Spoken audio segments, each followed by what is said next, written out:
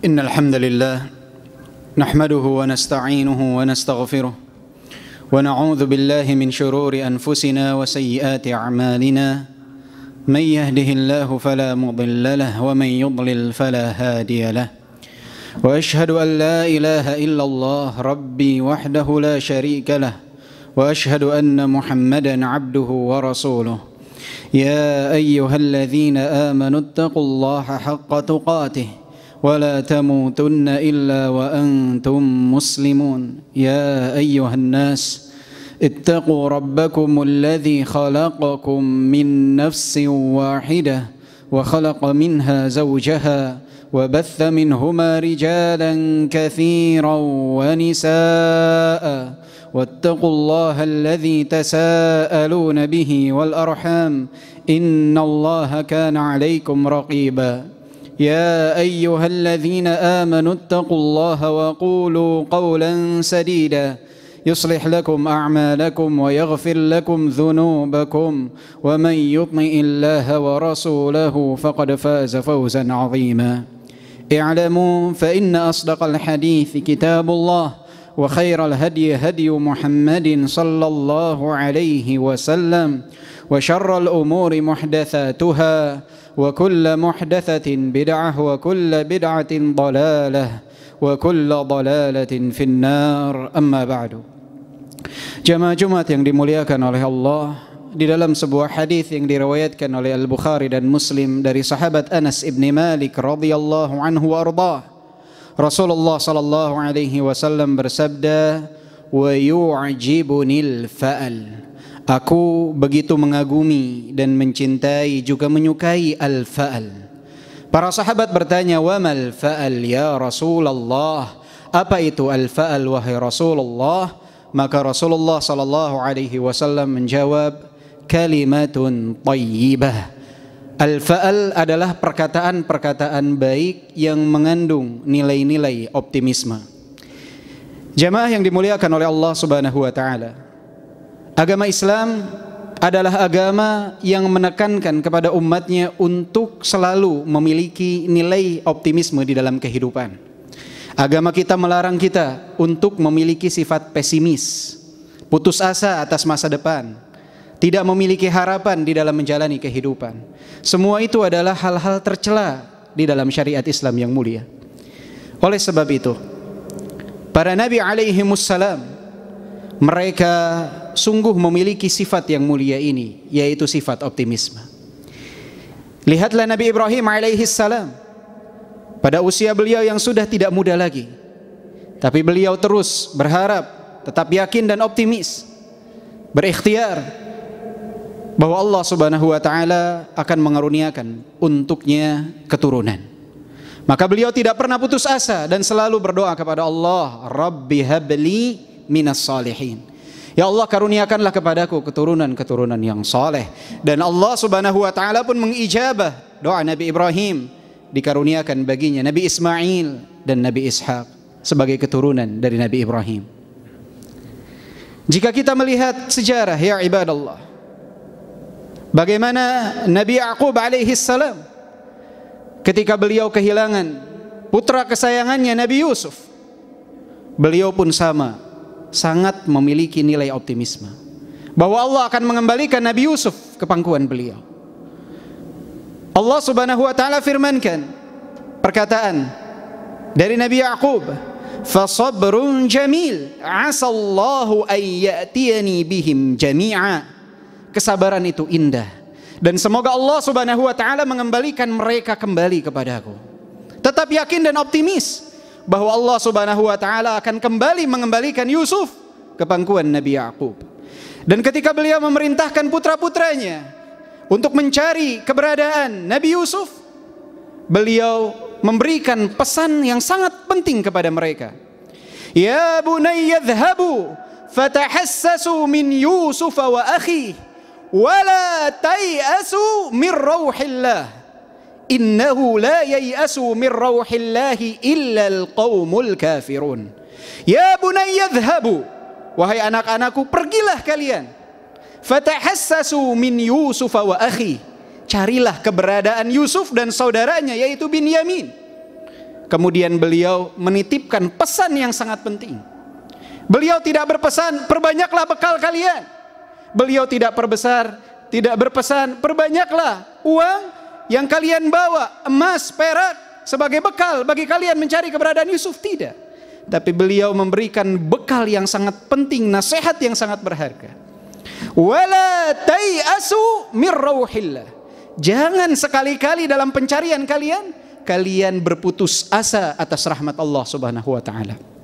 Karena keputusasaan ya ibadallah, sifat pesimis ya ibadallah adalah salah satu sumber utama kegagalan seorang hamba. Pesimis dapat mengubur potensi yang ada pada diri kita. Maka beliau berpesan, wala tai'asu mir rauhillah. Innahu la yai'asu mir rauhillah illa alqaumul kafirun. Sesungguhnya tidak ada yang berputus asa dari rahmat Allah kecuali orang-orang yang kufur kepada Allah. Kita sebagai orang yang beriman harus optimis dalam menjalani kehidupan. Kita sebagai orang yang beriman harus selalu berhusnudzan kepada Allah Subhanahu wa taala. Putus asa hanya ada pada mereka yang kufur kepada Allah Subhanahu wa taala. Ya ibadallah. Lihatlah pula oleh kita bagaimana Nabi Musa alaihi salam ketika beliau bersama Banu Israel dikejar oleh Fir'aun dan bala tentaranya. Di hadapan beliau laut, di belakang beliau Fir'aun dan bala tentaranya. Apakah beliau berputus asa? Tidak. Allah sebutkan dalam Al-Quran, falamma tara'al jam'an, ketika dua kelompok ini sudah saling melihat, sudah sangat dekat. Qala ashabu Musa inna lamudrakun. Sahabat-sahabat Nabi Musa Bani Israel mengatakan, kita akan tertangkap, kita akan tersusul oleh Fir'aun dan bala tentaranya. Apa yang dikatakan oleh Nabi Musa? Qala kalla inna ma'iya rabbi sayahdin. Nabi Musa mengatakan sekali-kali tidak. Sesungguhnya aku memiliki Rabb yang akan memberikan hidayah dan petunjuk kepadaku. Kemudian Allah Subhanahu wa taala perintahkan kepada Nabi Musa untuk melemparkan tongkat sebagai sebab ikhtiar dari Nabi Musa alaihi salam. Hingga terbelahlah lautan tersebut. Dan Nabi Musa juga Banu Israel berhasil lolos dari lautan tersebut. Sedangkan Fir'aun dan bala tentaranya tenggelam di tengah lautan. Optimis Nabi Musa, tidak pesimis, karena beliau sadar Allah ala kulli syai'in qadir. Allah maha mampu untuk melakukan segala sesuatu. Tidak ada yang mustahil bagi Allah. Kun fayakun. Dan lihatlah Nabi kita, Nabi Muhammad sallallahu alaihi wasallam. Ketika beliau dalam perjalanan hijrah dari Mekah menuju Madinah, singgah terlebih dahulu di Gua Thur bersama Abu Bakar As-Siddiq radhiyallahu anhu. Saat itu kaki-kaki kaum musyrikin sudah nampak berada di depan gua. Abu Bakar As-Siddiq merasa khawatir atas keselamatan Rasulullah sallallahu alaihi wasallam. Tidak ada jalan keluar. Beliau dan Abu Bakar berada di dalam gua, kaum musyrikin sudah ada di depan gua. Saat itu Abu Bakar merasa khawatir atas keselamatan Rasulullah. Maka Rasulullah sallallahu alaihi wasallam menanamkan nilai optimisme kepada Abu Bakar As-Siddiq. Ya Abu Bakar, ma dhannuka bithnain Allahu thalithuhuma. Wahai Abu Bakar, bagaimana kiranya tentang dua orang yang ketiganya itu adalah Allah. Allah bersama kita. Jangan khawatir, jangan bersedih. Maka Allah pun menurunkan surat At-Taubah ayat ke-40. Thaniya ithnaini idhuma fil ghar idh yaqulu li sahibihi la tahzan innallaha ma'ana فأنزل الله سكينته عليه وأيده بجنود لم تروها وجعل كلمة الذين كفروا السفلى وكلمة الله هي العليا. Ketika dua orang berada di dalam gua, salah satu berkata kepada sahabatnya, la tahzan, jangan kau bersedih. Innallaha ma'ana, sesungguhnya Allah bersama kita. Maka Allah pun menurunkan ketenangan kepadanya dan menolongnya dengan pasukan yang tidak terlihat. Apa yang Allah kirimkan? Sarang laba-laba. Rumah yang paling rapuh, auhanal buyut, Allah sebutkan dalam Al-Quran. Rumah paling rapuh di muka bumi adalah sarang laba-laba. Allah jadikan sebab untuk melindungi makhluk yang paling mulia yang ada di muka bumi ini, yaitu Rasulullah SAW. Karena apa? Karena Rasulullah memiliki nilai optimisme di dalam dirinya. Rasulullah yakin atas kekuasaan Allah. Rasulullah bertawakal kepada Allah Subhanahu wa taala. Rasulullah berserah diri kepada Allah Subhanahu wa taala. Ya ibadallah, jika kita bertakwa kepada Allah, atas apa kita takut di dunia ini? Dan jika kita sebaliknya memerangi Allah Subhanahu wa taala, kepada siapa kita akan berlindung dan berharap? Qultu ma sami'tum alhamdulillahirabbil alamin. Alhamdulillah wassalatu wassalamu ala Rasulillah wa ala alihi wa sahbihi wa man wala amma ba'du. Jamaah Jumat yang dimuliakan oleh Allah, pada khutbah yang pertama kita telah sama-sama mendengar bagaimana nilai-nilai optimisme tertanam pada diri para nabi alaihi wassalam. Mereka begitu yakin, optimis dalam menjalani kehidupan. Maka itu yang harus kita miliki ya ibadallah. Ingatlah, setiap kita berhadapan dengan kesulitan, maka jadikanlah poin yang paling utama, titik yang paling kita harapkan adalah bahwa hal tersebut adalah momen bagi kita untuk menambah pundi-pundi pahala dalam kehidupan ini. Ketika kita berhadapan dengan kesulitan, maka itu adalah momen bagi kita untuk optimis, karena optimis adalah ibadah kepada Allah Subhanahu wa taala. Sifat orang yang beriman.